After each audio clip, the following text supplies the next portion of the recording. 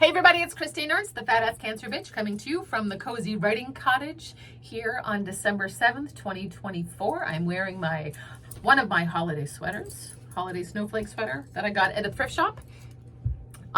Today is my dad's birthday. He would have been 89 today, but he died in 2019. He was such a sweet guy, but an odd duck. And he gave odd gifts, which I'm going to tell you about a little bit later. He was sort of known for his odd gift giving, though I think men in general struggle with gift giving.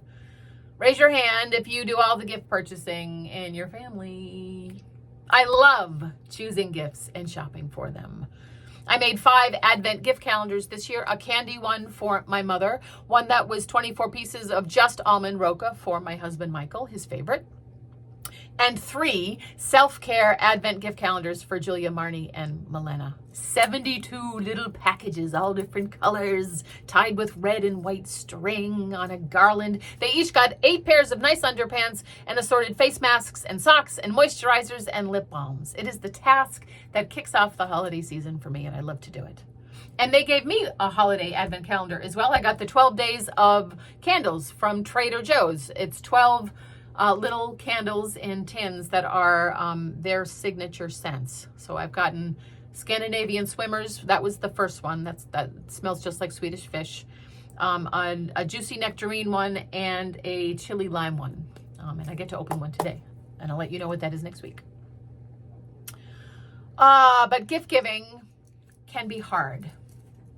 Especially for men, I think. Bewildering, fraught. There was the Mother's Day that Michael gave me a gallon of vodka and a pair of citronella candles, which in hindsight was a really practical, thoughtful gift. In hindsight.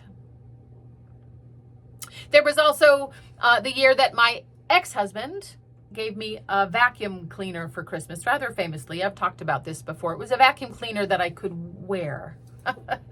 It was the biggest package under the tree that year, the last one that I opened on Christmas morning. He was so excited. I stared at the unwrapped box, at the image of the attractive smiling housewife, at the bowling ball at the end of the vacuum's nozzle in the picture, at the straps on her shoulders, the Pro-Team quarter vac. Like vacuuming was a sport.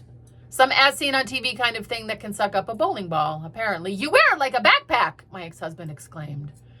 Taking charge and wresting the thing from its packaging, mistaking my silence for amazed disbelief. It actually was amazed disbelief. And he said about sucking up bits of Christmas paper and ribbon, clumps of balled up tissue, then bigger, heavier things. We did not bowl, alas, so did not have a bowling ball to try this out on. But it did work on a cantaloupe in the kitchen. It worked on a big fat photo album, a large frame photograph of his mother right off the wall, a sofa cushion, even a small footstool. This is amazing, he shouted over the machine's roar again and again, like Ron Popeil, like Richard Simmons, like that ShamWow guy, like some late night infomercial huckster, which I am fairly certain he actually was in some prior life. He was a charming swindler of the first order. This is amazing. I can't believe this, he called as he went from room to room in that lovely doomed house, sucking things up.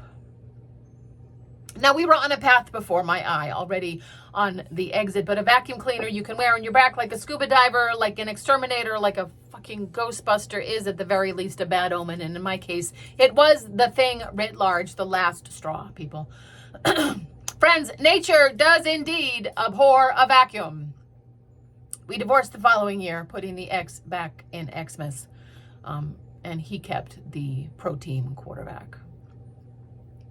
And there was the year that my newlywed mother went to a dinner party in 1965 and saw Sheila Feeney's fancy placemats on the table and thought that they were so classy and elegant that she wanted a set of 8 for herself for Christmas so she could host her own hoity-toity dinner parties.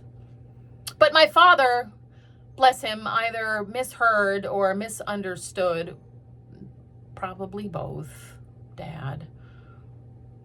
It, too, was the biggest package under the tree that year. My mother wondered all month what it might be. The big rectangular box with the nice paper and the huge gold bow. Couldn't be the placemats that she wanted. The box was too big. But its size, its shape, The way that the lid was wrapped separately, it could only be a mink coat. Teeny Dolan had one, and my mother had admired it and mentioned once or twice how much she loved it and would love one of her own. It could only be a mink. It had to be a mink. It must be a mink coat. What else could it be? The box of that size and shape? She imagined herself at Christmas Mass on Christmas morning, gliding into the pew like a movie star, swanning into bridge club in a goddamn mink coat. Barb and Peggy would be so jealous in their cloth coats. She imagined the swank weight of it on her shoulders, the luxury of it, the satin lining, the perfect little velvet-covered eye hooks, the softness on her neck, the matching brown gloves she would surely get to go with it, maybe a darling little mink hat too like Liz Taylor, or a little mink headband like Princess Margaret. The weight of the box puzzled her as she wrestled it open on Christmas morning. So unexpectedly heavy and unwieldy it was. My father, my dear, clueless father, beamed, convinced for once that he had nailed it. Because already their marriage had become a test he would never pass, but on Christmas morning in 1965, Charlie Yurkevich knew that he had gotten his wife, Mimi, the exact thing that she had asked for. They did not get divorced the following year. They probably should have. But young Catholic couples in Boston, Massachusetts did not do that in 1965. And in any event, I was already on the way, mink coat or not. Now, my dad was no charming swindler, just a sweet, amiable guy who just never quite figured it out. There was no mink coat in that box. There were not even 8 fancy placemats. That big, beautifully wrapped box contained 8 black rubber doormats.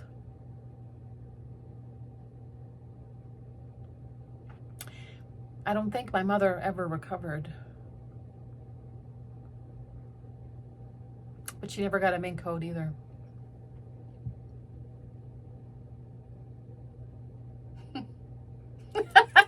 My poor dad. Happy birthday, Dad. His heart was always in the right place. He was a sweet, gentle man whose life was sort of like a Far Side cartoon, I think.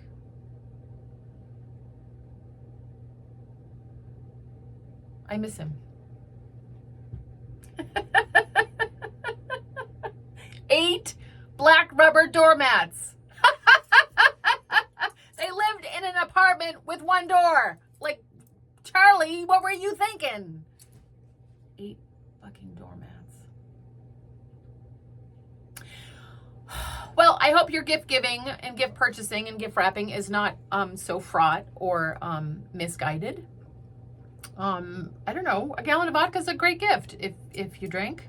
8 doormats? I don't know. It's the thought that counts, right? He tried so hard. I don't recommend a vacuum that you could wear, though. Not as a gift anyways. Buy one for yourself if you need one, but don't ever give a person that gift. Unwise. Come as you are. You are beloved. I hope there is some joy in your weekend. Maybe you too have a holiday sweater to wear. Maybe you're decorating a tree or singing some songs or doing some baking. I have a show tonight. And my mother's ham can creche from 1972 or thereabouts is the featured prop. This was a Woman's Day craft that my mother made when I was a little kid. And we went to the Windsor Button Shop to get the little figures. The Holy Family's inside, but this is the creche part. And it's a ham can. Can you see? Isn't that clever? Gold rickrack, blue felt. I I have a show tonight, 7 o'clock at Kit Kat Theater Company, Harvard Junior Theater. Everybody gets a cookie, and I'll make you laugh. So come on out and see me. Have a lovely weekend, folks, and I'll see you next week. Bye.